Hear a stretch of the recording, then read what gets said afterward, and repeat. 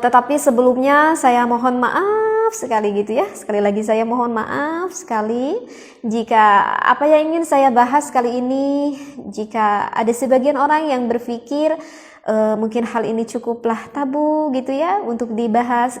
Karena saya sendiri yang berpikir ya bertujuan ingin menyampaikan ilmu. Tak ada maksud tujuan yang lain, hanya ingin menyampaikan ilmu.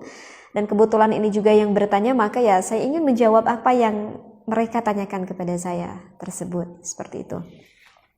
Jadi mohon untuk berpikir positif ya, berpikir positif, niat lillahi ta'ala, kita niat ngaji karena Allah ya, jangan berpikir negatif akan apa yang ingin saya sampaikan. Baik, apa sih yang ingin saya kaji kali ini? Ada yang bertanya, teh gimana hukumnya menelan cairan yang keluar dari laki-laki ataupun perempuan? Mungkin sudah paham ya yang apa yang saya maksudkan. Ini yang dimaksudkan dengan air mani. Bagaimana nih teh hukumnya? Apakah boleh atau diharamkan? Nah, kemudian untuk pertanyaan yang kedua, ini agak cukup perdebatan juga. Dari pembahasan sebelumnya yang pernah saya kaji, saya pernah membahas tentang hukum. Maaf sekali ya jika saya kurang sopan untuk mengucapkan. Terkadang saya juga suka bingung kalau kurang sopan gitu, saya harus mengucapkan gimana lagi gitu, dengan kata apa lagi. Terkadang saya juga suka merasa bingung gitu ya. Jadi di dalam pembahasan sebelumnya saya pernah membahas hukum menghisap suami terhadap milik sang istrinya ataupun sang istri menghisap milik sang suaminya. Mohon ya jika kata menghisap itu agak kurang sopan saya ucapkan, sekali lagi mohon maaf.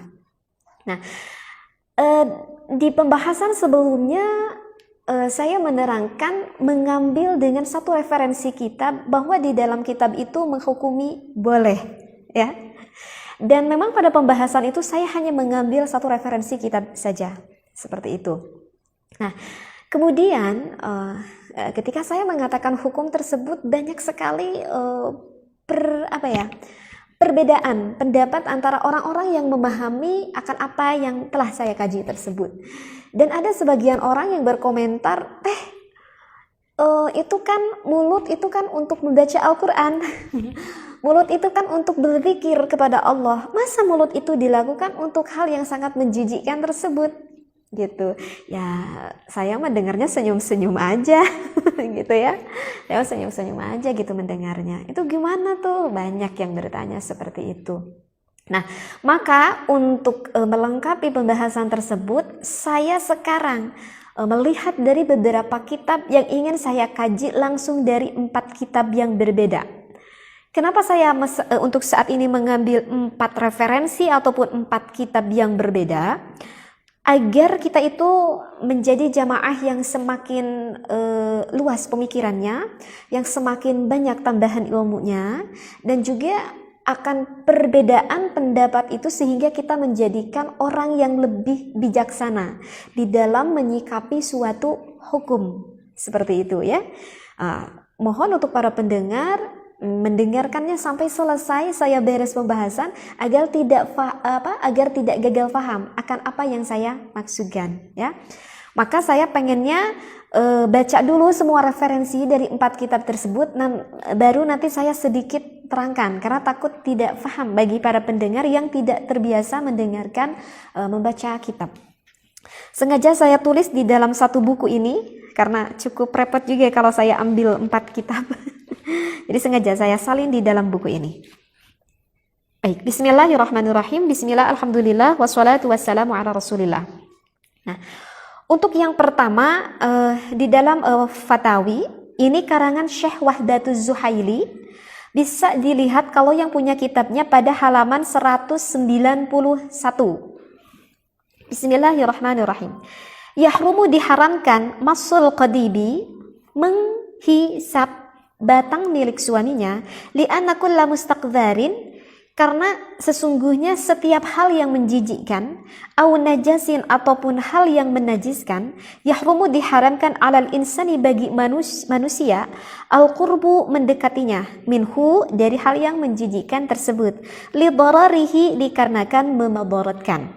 Wali annahu, dan sesungguhnya kelakuan tersebut munafian, itu dinafikan, lil adabi, oleh adab tata krama, wal karamati, dan kemuliaan, wa yukhillu, dan dicela, bil muru'ati, dikarenakan muru'ah, fadlan, dikarenakan keutamaan, fadlan, dikarenakan keutamaan, an kaunihi, dari bukti itu yang disebut taklidan, mengikuti lil kuffari, ke orang-orang yang non muslim, wal fusaqi, dan orang-orang yang fasik, wa man tashabbaha, dan bagi orang-orang yang menyerupai biqaumin, kepada satu kaum, fahuwa, maka orang itu minhum, dari bagian itu, ila an qalama hukmu zauji, sampai kepada penjelasan yang disampaikan musannif tentang perkara hukum suami tersebut, alladzi yal'aku farja zaujatihi, mencium farjinya sang istri, wa zaujati allati ta'aku qadiba zaujiha, dan istrinya yang menciumi milik suaminya. Al-amrul awwalu, perkara yang awal adalah haramun, hukumnya haram. Ya, ini berbeda banget dengan apa yang saya jelaskan di pembahasan sebelumnya. Li'annahu, karena sesungguhnya kelakuan tersebut mustakdzarun, itu dianggap menjijikkan. Yatanafa ma'al karamati, yang menghilangkan nilai-nilai kemuliaan al-insaniyati, bagi manusia. Wala yaliqu, dan tidak pantas bi syakhsis sawiyyi, bagi seseorang melakukan hal tersebut, wal mu'minu, dan orang mukmin, azizun karimun, yang mulia. La yaf'alu ma yukhillu bil muru'ati, tidak akan melakukan hal yang dianggap tidak baik karena muru'ah, harga dirinya. Aw yuaddi ila tanawulin, ataupun pekerjaan yang mengakibatkan menyakiti, aw la'iqal mustaqdzarati, atau mencium terhadap hal-hal yang menjijikkan. Nah, beres nih referensinya. Ya.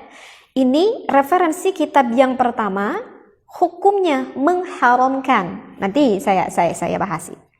Sekarang untuk referensi yang kedua, saya baca dulu nih referensinya agar pendengar jelas gitu ya. Untuk yang kedua dari Al-Fiqhul Islami wa Adillatihi, ini sama karangan Syekh Wahab Az-Zuhaili ya. Bisa dilihat pada juz ketiga Sahifah halaman 546. Yang punya kitabnya bisa dibuka kitabnya. Warubbama kana aswa'a minad duburi, terkadang ada yang lebih buruk dari menghisap batang suaminya, yaitu menghisap duburnya. Wad'udz dzakari fi fammil mar'ati, misalkan menyimpan milik suaminya di mulut sang istrinya, wa nahwuhu, dan lainnya lah. Mimma ja'ana min syududil gharabiyaini,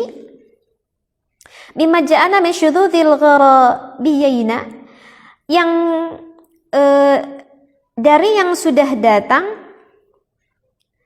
itu perkara dari yang amat sangatnya suatu keaiban, fayakunu dzalika, maka jelas pekerjaan itu haraman, dihukumi haram. Li thubuti dararihi, dikarenakan tetapnya kemadaratan pekerjaan itu, wa qubhihi, dan celanya pekerjaan itu, syar'an, secara syariat, wa dzauqan, dan pertimbangan yang sehat ataupun yang akan ke tata krama, kesopanan. Itu referensi kitab yang kedua. Sekarang untuk referensi yang ketiga saya ambil di dalam kitab Fathul Mu'in. Bagi santri udah populer sekali kitab ini ya, karangan Syekh Zainuddin Al-Malibari. Bisa dilihat pada juz ketiga pada Sahifah 387. Di sana ada tatimatun, ya juzu diperbolehkan lizauji, bagi suami, kullu tamattu'in, mengambil kenikmatan minha, dari istrinya, bima siwa halqati duburiha, kecuali dari kolowong dubur milik sang istrinya, dari bundaran milik sang istri bagian belakangnya itu ya. Walau bimasyi bidriha, nah boleh di sini dikatakan suami untuk walaupun mencium bidrun milik sang istrinya. Nah, oke. 3 dulu kitab yang akan saya bahas. Sekarang ingin yang saya bahas bagaimana sih hukumnya menciumi milik sang suami ataupun milik sang istrinya. Nah, jadi bagi para pendengar yang berbeda jangan berantem ya. Nah, Jadi itu ada dua pendapat ulama. Dan di dalam perbedaan pendapat ulama, kita itu nggak perlu bingung ya.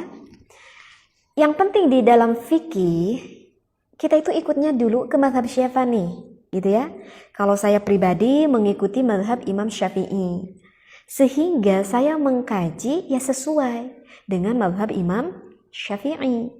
Andai pun saya mengkaji akan mazhab-mazhab yang lain, itu hanya bertujuan sebagai wawasan ilmu saja. Jadi sekarang yang ingin saya terangkan ini sudah jelas, yang bermazhab Imam Syafi'i. Dan di dalam satu mazhab pun itu terkadang ada masih perbedaan pendapat ulama. Nah, perbedaan pendapat ulama tersebut itu menjadikan suatu hikmah yang luar biasa. Kenapa? Karena tidak semua orang itu sama. Enggak semua orang itu sama. Ya. Sehingga ada manfaatnya di dalam perbedaan pendapat tersebut. Nah, di dalam hukum menciumi milik suami ataupun milik istri itu ada dua pandangan. Di dalam referensi yang pertama saya bacakan menurut Syekh Wahbatu Zuhaili, bahwa melakukan hal tersebut, menghisab itu, menurut Syekh Zuhaili itu hukumnya adalah haram. Loh teh, di dalam pembahasan kemarin tadi itu bilangnya bukan haram, itu hukumnya boleh. Ya karena di dalam pembahasan sebelumnya saya itu membahas hanya baru satu referensi aja. Nah, di dalam kitab yang lain menurut Syekh Zuhaili itu hukumnya haram. Mengapa alasannya Syekh Zuhaili menghukumi haram? Dikarenakan Syekh Zuhaili berpandangan bahwa melakukan hal tersebut itu termasuk hal yang menjijikan. Jadi itu alasan referensinya. Alasan referensinya udah itu satu. Karena hal itu menurut Syekh Zuhaili merupakan hal yang menjijikkan.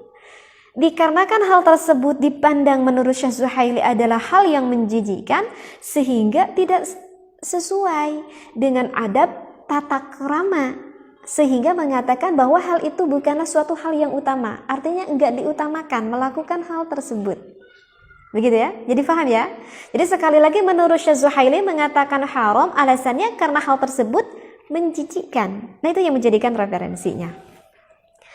Nah, kemudian ada sebagian bapak-bapak mungkin yang berpikir, kalau menurut Syekh Zuhaili hal itu adalah menjijikkan. Tapi kalau menurut saya pribadi hal itu nggak menjijikkan. Misalkan ya, mungkin aja banyak banget yang berpikir bahwa kalau menurut saya mah nggak menjijikkan, saya melakukan hal itu terhadap istri saya. Dan seorang perempuan pun berpikir tidak sedikit pula yang melakukan hal itu kepada suaminya, bahwa hal itu adalah menjijikkan menurut istrinya. Dan suaminya berkata, ketika saya melakukan hal itu kepada istri saya, justru saya merasa puas dan merasa senang sekali ketika melakukan hal itu. Kenapa kamu merasa senang, wahai suami? Itu dikarenakan istri saya itu sepertinya nikmat sekali jika saya lakukan hal tersebut. Ketika berhubungan dengan saya, kelihatannya seperti menikmati akan hal itu. Kelihatannya seperti seperti sangat menikmati, sehingga terlihat seperti enaklah melakukan hal tersebut. Sehingga ada rasa kepuasan di dalam hati saya ketika saya melihat istri saya tampak melihat senang. Paham ya, yang saya maksudkan? Nah, mungkin saja bagi sebagian orang berpikir tidak sependapat apa yang dikatakan menurut Syekh Zuhaili. Menurut Syekh Zuhaili itu adalah hal yang menjijikan. Tetapi mungkin saja bagi sebagian orang hal itu tidaklah menjijikan. Nah, oleh karena itu ada pandangan dari ulama yang lain. Di dalam kitab Fathul Mu'in dikatakan menurut Syekh Zainuddin Al-Malibari, ya juzu, hukumnya adalah diperbolehkan. Sehingga untuk pandangan pendapat ulama yang kedua menghukumi boleh. Kalau istrinya memang menyukai hal itu dan istrinya juga tidak merasa keberatan untuk dilakukan hal itu, maka menurut Syekh Zainuddin Al-Malibari boleh. Karena bertujuan kita ingin memberikan kebahagiaan kepada istri kita, dan istri kita juga bertujuan ingin memberikan kebahagiaan kepada sang suaminya. Paham? Jadi di dalam perbedaan pendapat ulama tersebut itu sebetulnya mengandung hikmah yang besar yang luar biasa sekali. Oke, bagi sebagian orang yang merasa hal itu, saya sependapat nih dengan apa yang dikatakan Syekh Zainuddin, karena saya tuh merasa jijik kalau melakukan itu kepada suami saya. Gitu. Dan suami saya melakukan hal kepada saya juga gak mau karena saya merasa jijik misalkan. Nah, berarti apa yang difikirkan oleh keluarga tersebut, oleh suami istri tersebut sepandangan dengan apa yang dikatakan Syekh apa itu? Tadi saya siapa? Berpandangan dengan Syekh Az-Zuhaili, sama pandangannya. Jadi kalau merasa jijik, ya udah jangan dilakukan. Faham? Tetapi bukan berarti sehingga orang yang merasa jijik melakukan hal itu jangan berarti untuk mengolok-olok terhadap orang yang senang melakukan hal itu. Jangan sampai mengolok-olok. Kenapa jangan sampai mengolok-olok? Karena memang ada referensi kitabnya. Menurut pandangan ulama, jika kamu bertujuan baik melakukan hal itu bagi suami istri, ya diperbolehkan. Disinilah kita perlunya ada kedewasaan, perlunya kebijaksanaan di dalam menyimpulkan suatu hukum. Ya, jadi bagi yang suka lakukan jika hal itu memang baik menurut suami istri, lakukan aja. Karena ini memang hukumnya juga diperbolehkan. Sehingga bagi orang yang merasa tidak suka, ya jangan lakukan. Karena memang ada pendapat ulama yang bahkan menghukumi haram. Tetapi bukan berarti harus mengolok-olok terhadap orang yang suka kan? Nah begitu, sehingga kalau kita faham ilmunya sampai tuntas begitu ya, sehingga tidak akan ada perdebatan di dalam maksudnya di dalam perbedaan pendapat gak akan menjadi perdebatan bagi kita. Itulah bagi orang yang bijaksana ya.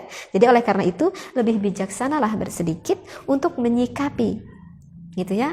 Saya juga kan baca gitu ya, kalau di komentar itu kan lisan itu kan untuk mengaji Quran fungsinya, untuk selalu berzikir kepada Allah. Kenapa membolehkan? Ya saya mah hanya mengatakan, saya mah hanya membacakan apa referensi yang dikatakan oleh ulama, bukan oleh saya pribadi gitu. Jadi kadang saya suka senyum aja gitu ya kalau ada yang berkomentar seperti itu. Nah itulah pentingnya kita mengetahui wawasan yang lebih jauh di dalam suatu ilmu. Paham di sini ya? Jadi sekali lagi, bagi yang suka ada referensinya, bagi yang gak suka memang ada juga referensinya. Baik, mungkin bisa dipahami. Nah sekarang untuk hukum yang ditanyakan yang kedua, boleh gak kita itu menelan air mani milik suami ataupun milik istrinya? Nah maka keterangannya ini ada di dalam kitab Majmu' Syarah Muhadzab pada juz ketiga pada halaman 586. Bisa dibuka kitabnya bagi yang punya kitabnya. Far'un, hal yahilu aklul mani tahir? Apakah boleh kita memakan mani yang suci? Fihi wajhani, maka itu juga sama, ada dua pandangan ulama. As-sahihul masyhur, menurut sahihnya yang masyhur, annahu la yahilu, bahwa hal itu tidak halal, tidak boleh. Kenapa? Li'annahu mustakhbathun, karena hal itu termasuk hal yang menjijikkan. Alasannya sama, karena air mani itu menjijikkan. Qala ta'ala, referensinya dari Al-Quran, wa yuharrimu alaihimul khaba'ith.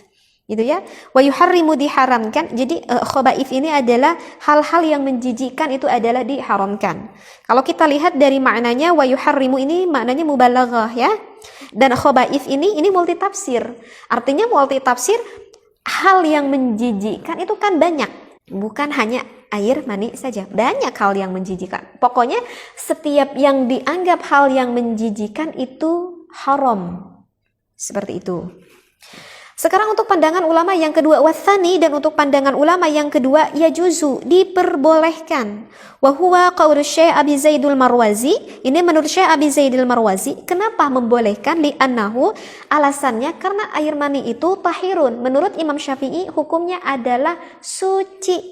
Sehingga menurut Syekh Abi Zaid Marwazi boleh kok kalau misalkan ketelan. Alasannya ya karena yang tertelan itu bukan hal yang najis, tetapi hal yang suci. La darara fihi. Bahkan kalau misalkan tertelan oleh kita, gak akan ada kemadaratan ataupun efek samping terhadap badan kita. Seperti itu. Jadi gak akan ada efek samping sama badan. Bahkan kalau menurut penelitian dokter itu proteinnya besar sekali. Seperti itu. Jadi apakah boleh tidaknya itu ada dua pandangan ulama, yaitu kembali lagi kepada kita. Ya, kembali lagi kepada kita. Kalau saya pribadi hal itu Kalau menurut saya hal itu sangat menjijikan banget. Kalau menurut saya nggak tahu bagi para pendengar hal itu menjijikan nggak? Kalau menurut saya hal itu sangat menjijikan sekali ya. Kalau misalkan tertelan itu kayaknya menjijikan banget gitu. Dan saya kan nggak berani seperti itu. Dan mungkin bagi orang-orang yang bertanya seperti ini, saya berpikir mungkin apa tuh nggak sengaja. Kalau sengaja kayaknya nggak mungkin deh. Kalau sengaja kita telan kayaknya nggak mungkin, karena menurut saya itu sangat menjijikan. Tapi mungkin saja kan, misalkan tertelan nggak sengaja, itu gimana teh kalau nggak sengaja sehingga ada yang tertelan. Nah, sehingga di sini ada dua pandangan ulama. Ulama yang satu berpandangan haram karena hal itu menjijikkan, dan satu lagi ulama berpandangan ya juzu boleh karena air mani memang hukumnya menurut mazhab Imam Syafi'i itu adalah suci seperti itu. Tetapi ini harus ingat ya, di dalam hukumnya kan ini dikatakan juga hal yahilu aklul mani tahir, yang suci. Apakah boleh kita termakan mani yang suci? Memang ada nggak mani yang najis? Ya kalau memang hukumnya mani itu ya memang suci. Maksudnya najis di sini mungkin kan keluar mani itu biasanya lebih awal keluar madhi dulu sebelum keluar mani. Sedangkan kan madhi kalau menurut mazhab Imam Syafi'i itu adalah hukumnya najis, kan? Kalau madhi itu hukumnya najis. Nah, biasanya sebelum keluar mani itu keluar madhi dulu yang najis. Lalu keluarlah mani sehingga air maninya itu tercampuri dengan madhi, dengan yang najis. Nah, oleh karena itu maka harus tahu siasahnya gitu ya. Tetapi nggak saya jelasin ya, karena udah kan di pembahasan sebelumnya yang menerangkan tentang mani dan juga madhi. Nanti bisa dicek lagi, dilihat lagi video ya, bagaimana kalau ingin yang melakukan hal seperti itu. Begitu ya, paham ya? Apa yang udah saya bahas kali ini. Jadi sekarang saya bahas di dalam video ini membawa 4 referensi kitab, yaitu dari Majmu' Syarah Muhadzab karangan Imam Nawawi, Fathul Mu'in karangan Syekh Zainuddin Al-Maribari, kemudian Al-Fiqhul Islami dan juga Fatawi karangan siapa ini? Karangan Syekh Wahab Az-Zuhaili. Mudah-mudahan apa yang saya sampaikan menjadikan ilmu yang manfaat dan sedikit ada pencerahan bagi orang-orang yang bertanya sehingga paham ilmunya, sehingga tidak ada kehamhaman ataupun kemangmangan ketika kita mau melakukan suatu ibadah ya, karena udah jelas referensi dari kitabnya. Seperti biasa, cek ngiji bersama Teteh dan juga Pontren Vidya. Wallahu a'lam. Wassalamualaikum warahmatullahi wabarakatuh.